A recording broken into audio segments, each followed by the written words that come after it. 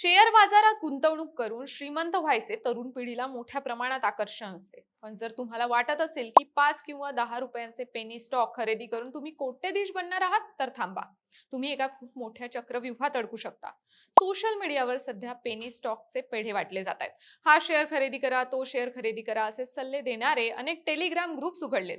फक्त 5 रुपयात शेअर घ्या आणि करोडपती बना अशा रील्स आणि व्हिडिओमुळे अनेक तरुण गुंतवणूकदार या स्टॉक्सकडे आकर्षित होत आहेत. कमी किमतीचे शेअर ज्यांचे मार्केट कॅप सुद्धा कमी असते त्यांना बाजारात पेनी स्टॉक किंवा स्क्रॅप शेअर म्हणतात. पण खरंच हे स्टॉक्स लोकांना करोडपती बनवतात की त्यांना रस्त्यावर आणतात? यात गुंतवणूक करण्याची रिस्क काय, हेच आजच्या व्हिडिओच्या माध्यमातून अगदी सोप्या भाषेत समजून घेणार आहोत. नमस्कार, मी रुपल आणि तुम्ही पाहत आहात विशेष भारी. सगळ्यात आधी समजून घेऊ पेनी स्टॉक म्हणजे काय. पेनी स्टॉकचा अर्थ स्मॉल कॅप कंपन्यांचे शेअर्स जे अतिशय कमी किमतीत ट्रेड करतात, म्हणजे 10 रुपयांपेक्षा पण कमी, आणि त्याचे मार्केट कॅपिटलायझेशन सुद्धा खूपच कमी असते. म्हणजे या कंपन्यांच्या शेअर्सचा भाव खूप कमी असतो आणि त्याचं एकूण बाजार मूल्यही फार मोठं नसतं. अगदी सोप्या भाषेत सांगायचं झालं तर शेअर बाजारात अनेक कंपन्यांच्या स्टॉक्सचं ट्रेडिंग होतं. काही स्टॉक्स प्रचंड महाग असतात, अगदी एका स्टॉकची किंमत लाखापेक्षा जास्त असू शकते. तर काही अगदी स्वस्त असतात, म्हणजे अगदी चिल्लर. अशा अगदी लहान कंपन्यांच्या स्वस्त स्टॉक्सना म्हणतात पेनी स्टॉक. खरं तर पेनी स्टॉकची कुठेही ठराविक व्याख्या नाही. काही लोक 20 रुपयांपेक्षा कमी शेअर प्राइस किंवा कमी मार्केट कॅपच्या कंपन्यांना पेनी स्टॉक मानतात.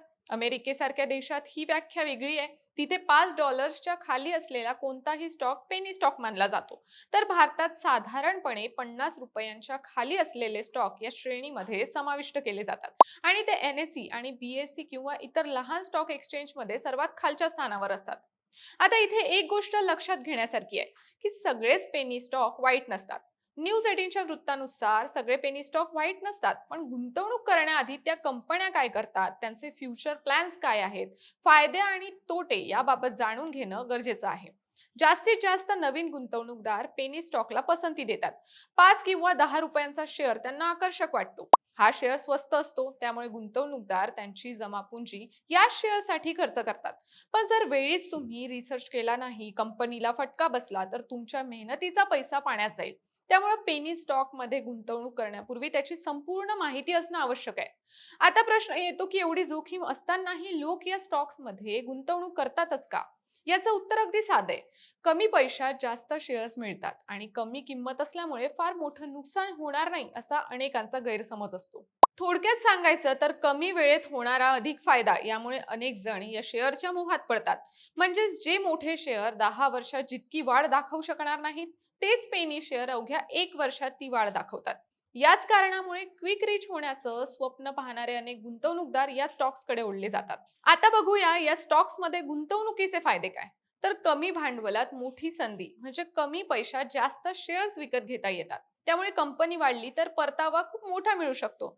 म्हणजे जर तुमच्याकडे फक्त 5,000 रुपये असतील तर MRF सारखा महागडा शेअर तुम्ही खरेदी करू शकत नाही. पण 5 रुपयांच्या पेनी स्टॉक्स मध्ये तुम्ही थेट 1000 शेअर्स खरेदी करू शकता. दुसरी गोष्ट म्हणजे कुणालाही मोठी रक्कम न गुंतवता बाजारात सहभागी होता येतं. तसंच दीर्घकाळ डिव्हिडंड देणाऱ्या कंपन्याही पेनी स्टॉक्स मध्ये असू शकतात. उदाहरणार्थ नाल्को ही कंपनी 1995 पासून त्यांच्या शेअर होल्डर्सना डिव्हिडंड देत आहे आणि ती पेनी स्टॉक मधील सर्वात उत्तम कंपनी मानली जाते. आणखी एक फायदा म्हणजे मल्टी बॅगर रिटर्न्स. म्हणजे जर कंपनीची कामगिरी सुधारली तर हे स्टॉक्स 200-500% वाढू शकतात, ज्याला मल्टी बॅगर म्हणतात. आज टाटा समूहाची टायटन कंपनी सर्वांना माहिती आहे. पण 2003च्या सुमारास या शेअरची किंमत अवघी 3 ते 4 रुपये होती. आज 2026 मध्ये हा शेअर हजारांच्या घरात व्यापार करतोय. ज्यांनी तेव्हा यात 10,000 रुपये लावले होते त्यांनी प्रचंड पैसा कमावला. तसंच वेगवेगळ्या बातम्यांमध्ये गेल्या काही वर्षात सुझलॉन कंपनीची जोरदार चर्चा झाली. हा शेअर 2 ते 3 रुपयांपर्यंत खाली घसरला होता. पण कंपनीने कर्जमुक्त होण्याचे प्रयत्न केले आणि सरकारने रिन्युएबल एनर्जीवर भर दिला. तसा हा शेअर पुन्हा 70 ते 80 रुपयांच्या पार गेला. यातही लोकांनी पैसा कमावला. पण जर पेनी स्टॉक्स इतकेच चांगले असते तर प्रत्येक जण करोडपती झाला नसता का? आता आपण वळूया याच्या धोक्यांकडे, ज्याकडे 90% नवीन गुंतवणूकदार दुर्लक्ष करतात आणि आपल्या आयुष्यभराची कमाई गमावून बसतात. वृत्तपत्रांमध्ये तुम्ही अनेकदा अशा बातम्या वाचल्या असतील की शेअर मार्केटच्या नादात तरुणाने गमावले लाखो रुपये, किंवा गुंतवणूकदारांना गंडा घालणाऱ्या बनावट कंपन्यांवर सेबीची कारवाई. हे का होतं? त्याचं कारण म्हणजे पेनी स्टॉक मधील धोके. पहिला धोका म्हणजे low liquidity and lower circuits. Penny stocks मध्ये खरेदी विक्री करणारे लोक खूप कमी असतात. समजा तुम्ही उत्साहाच्या भरात एखाद्या ऐऱ्या-गैऱ्या कंपनीचे 5 लाख शेअर्स खरेदी केले, पण दुसऱ्या दिवशी कंपनी बुडायला लागली आणि तुम्हाला ते शेअर्स विकायचे आहेत, तर बाजारात ते शेअर्स विकत घ्यायला कोणीच नसतं. शेअरला रोज लोअर सर्किट लागतं. तुम्ही रोज स्वतःचे पैसे डोळ्या देखत शून्य होताना पाहता, पण ते शेअर्स विकू शकत नाही. आणखी एक धोका म्हणजे पंप अँड डंप स्कॅम. हा पेनी स्टॉक्स मधला सर्वात मोठा घोटाळा आहे असं म्हणता येईल. काही मोठे ऑपरेटर्स काय करतात, तर ते एखाद्या फालतू बंद पडायला आलेल्या कंपनीचे शेअर्स स्वतः स्वस्त्यात खरेदी करतात. त्यानंतर टेलिग्राम चॅनल्स, व्हॉट्सअप ग्रुप्स आणि युट्यूबवर खोट्या बातम्या पसरवल्या जातात की हा शेअर अंबानी विकत घेणार आहेत किंवा या कंपनीला 1,000 कोटींचे टेंडर मिळाले. या खोट्या बातम्या वाचून आपल्यासारखे सामान्य तरुण, मिडल क्लास वर्ग त्यात पैसे गुंतवायला लागतात. शेअर्सची मागणी वाढल्यामुळे किंमत पटापट वाढते. याला म्हणतात पंप करणे. जेव्हा किंमत खूप वाढते तेव्हा ते ऑपरेटर्स आपले सगळे शेअर्स विकून बाजारातून पळून जातात. याला म्हणतात डंप करणे. परिणामी काय, तर शेअर थेट जमिनीवर येतो आणि सामान्य माणूस रस्त्यावर येतो. आणखी एक धोका म्हणजे लॅक ऑफ इन्फॉर्मेशन.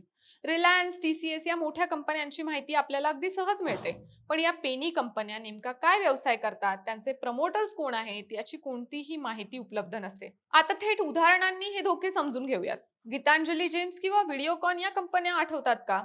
एकेकाळी या कंपन्यांचे शेअर्स शेकडो रुपयांना होते. पण घोटाळे आणि कर्जामुळे ते पेनी स्टॉक्स बनले, म्हणजे किंमत थेट 2 ते 5 रुपयांवर आली. लोकांनी विचार केला, इतकी मोठी कंपनी, इतके स्वस्त स्टॉक्स मिळत आहेत. पण पुढे काय झालं? या कंपन्या स्टॉक एक्सचेंजवरून डिलिस्ट म्हणजेच बाहेर काढल्या गेल्या. ज्यांनी आत पैसे लावले होते त्यांचे पैसे कायमचे बुडाले आणि ते थेट रस्त्यावर आले. सकाळच्या एका आर्थिक विश्लेषणानुसार भारतात दरवर्षी शेकडो पेनी स्टॉक्स हे दिवाळखोरीत निघतात किंवा बंद पडतात.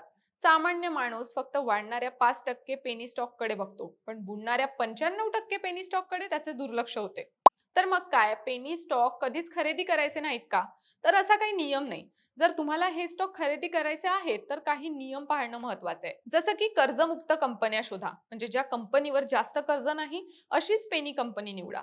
प्रोमोटर होल्डिंग म्हणजे कंपनीच्या मालकांचे स्वतःचे शेअर्स त्या कंपनीत आहेत का? मालकांचा स्वतःचाच कंपनीवर विश्वास नसेल तर आपण का ठेवायचा, हे तपासा. पेनी स्टॉक मध्ये फक्त तितकेच पैसे लावा जे उद्या बुडाले तरी तुमच्या आयुष्यावर, मुलांच्या शिक्षणावर किंवा घराच्या बजेटवर काहीही परिणाम होणार नाही. जर तुमचे बजेट 10,000 रुपये असेल तर पेनी स्टॉक मध्ये फक्त 500 किंवा 1,000 रुपये लावा. कधीही कर्ज काढून किंवा घर गहाण ठेवून शेअर मार्केटमध्ये, विशेषतः पेनी स्टॉक मध्ये पैसे लावू नका. टेलिग्रामवर अनेक जण सल्ला देतात. आता या स्टॉकने ते स्वतः करोडपती झालेत की नाही माहित नाही, पण ते तुम्हाला नक्की कंगाल करू शकतात. त्यामुळे तुमचा अभ्यास पक्का असणं गरजेचं आहे. एकूणच सांगायचं झाल्यास पेनी स्टॉक स्वस्त असतात, परंतु त्यात जोखीम खूप जास्त असते. योग्य अभ्यास, कंपनीची आर्थिक स्थिती तपासून मर्यादित भांडवल गुंतवणूक जर तुम्ही शिस्तबद्ध पद्धतीने केली तर कधी कधी मोठा फायदा मिळू शकतो. पण जर तुम्ही केवळ सोशल मीडियावरील एखाद्या टिपवर विश्वास ठेवून भावनेच्या भरात आणि मोठ्या रकमेची गुंतवणूक केली, तर हे स्टॉक तुम्हाला आर्थिक संकटातही टाकू शकतात. त्यामुळे लक्षात ठेवा, अभ्यास, पेशन्स आणि शिस्त स्टॉक मार्केटमध्ये गुंतवणूक करताना खूप आवश्यक आहे. बाकी तुम्ही कधी एखाद्या पेनी स्टॉक मध्ये पैसे गुंतवले आहेत का? तुम्हाला नफा झाला की तोटा? हे आम्हाला कॉमेंट्स मध्ये नक्की सांगा आणि विशेष भारीच्या YouTube चॅनलला सबस्क्राईब करायला विसरू नका.